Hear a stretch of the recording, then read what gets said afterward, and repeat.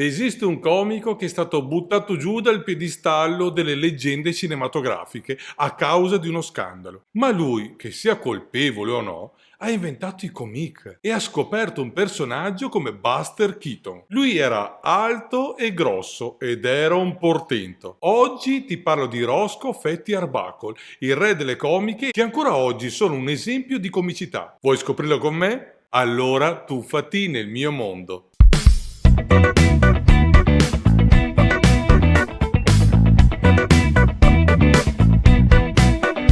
Ciao, io sono Dandy Dan e faccio il comico visuale. In questo canale ti parlo soprattutto della comicità e dei suoi personaggi e i loro segreti. Se ti piace l'argomento, iscriviti al canale e aziona la campanella per poter ricevere la notifica quando esce un nuovo video. Prima di partire ti lascio in descrizione il link per poter partecipare ai nostri webinar sull'arte della risata. Vuoi far ridere? Vai sul nostro sito. E ora partiamo!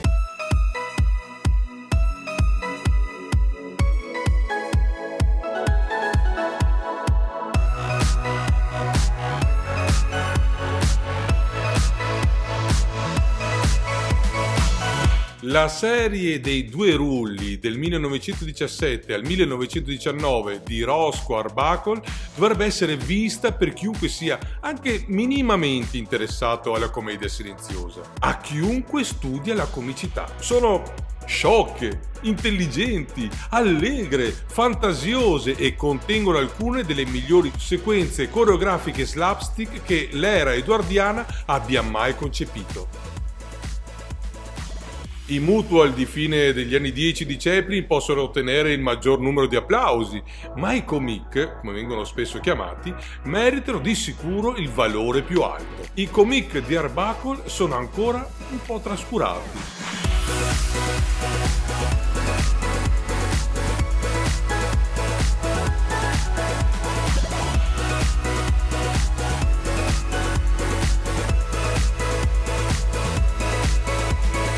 Di solito sono definiti come le prime apparizioni cinematografiche di Buster Keaton. Di solito è per analizzare le performance di Buster all'inizio e questo è tutto. Arbuckle era di Keystone e grazie al cielo Buster si è unito alla sua compagnia, altrimenti avrebbe continuato a lanciare torte alla crema o scivolare su bucce di banana o qualsiasi cosa facessero i clown slapstick a quei tempi.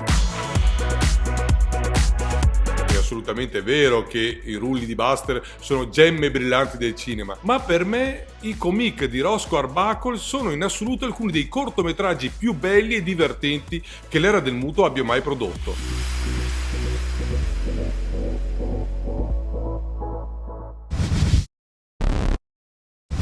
Roscoe Arbuckle era uno dei grandi nomi della Keystone Film Company di Mack Sennett, veterano del palcoscenico. Si unì allo studio comico nel 1912 e divenne rapidamente una delle sue star più conosciute. Essendo un ragazzo robusto, è stato soprannominato Fatty, nei suoi film ha sviluppato un notevole talento anche per la regia e di conseguenza Sennett gli ha dato molto margine di manovra per creare i suoi cortometraggi. Nel 1916, forse durante le riprese del cortometraggio perduto The Bright Lights, il rappresentante della Paramount, Lou Anger, contattò Roscoe con un nuovo accordo allettante. Gli sarebbe stato dato il suo studio comico, la Comic Film Corporation, e avrebbe avuto il pieno controllo creativo su una serie di due rulli. Non solo l'accordo avrebbe significato più soldi, ma avrebbe anche assicurato che Roscoe sarebbe stato il protagonista. Roscoe accettò l'accordo e aprì lo studio a New York City, portando con sé il nipote acrobatico Old St. John, il veterano di Keystone Joe Bordeaux e il Pitbull Terrier Luke, sì, uno dei cani più talentuosi della storia del cinema.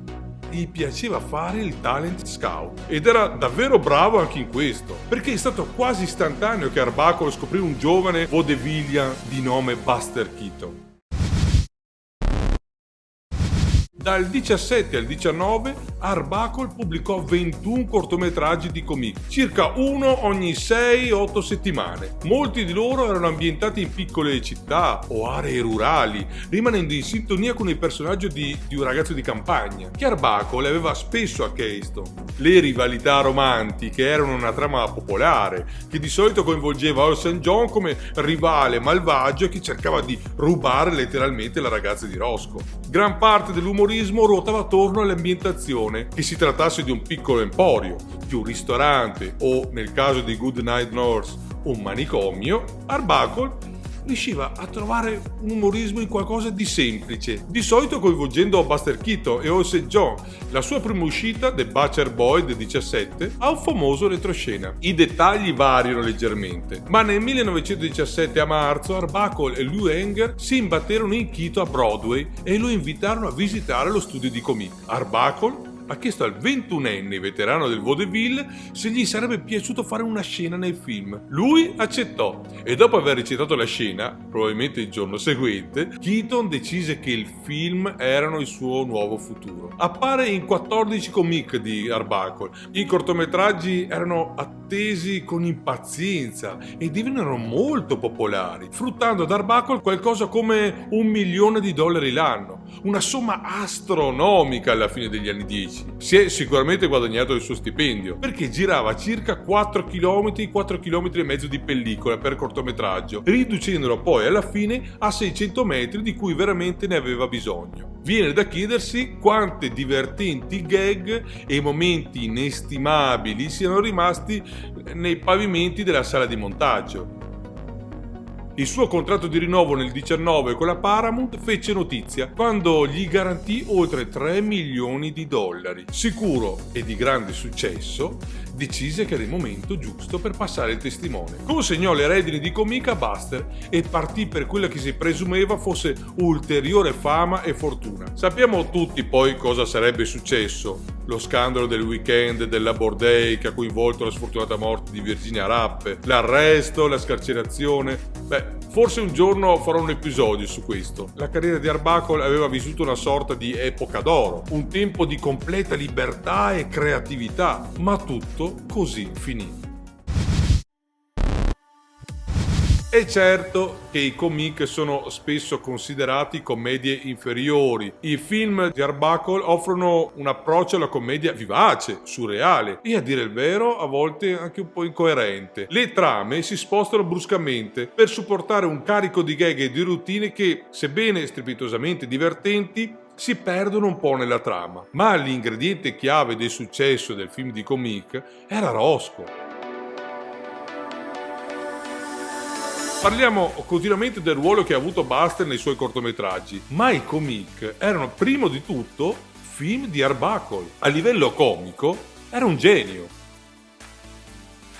I film di Arbuckle mostrano chiaramente la sua creatività come comico e regista e la sua propensione per lo slapstick erano di uno spessore maggiore di qualsiasi altra commedia dell'epoca. 100 anni fa Arbuckle era considerato uno degli uomini più divertenti del mondo e ancora oggi è facile capire il perché.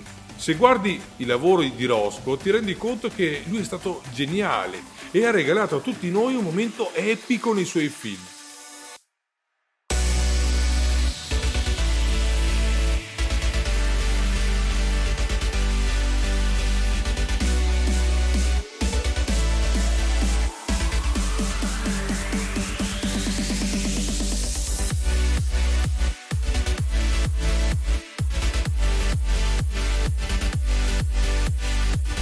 Ha fatto conoscere a tutti noi un genio come Buster Keaton, ma soprattutto fa ridere ancora come prima. E ti devo dire che noi studiamo ancora Fetti, perché è lui che usava le formule comiche così bene da ispirare Buster.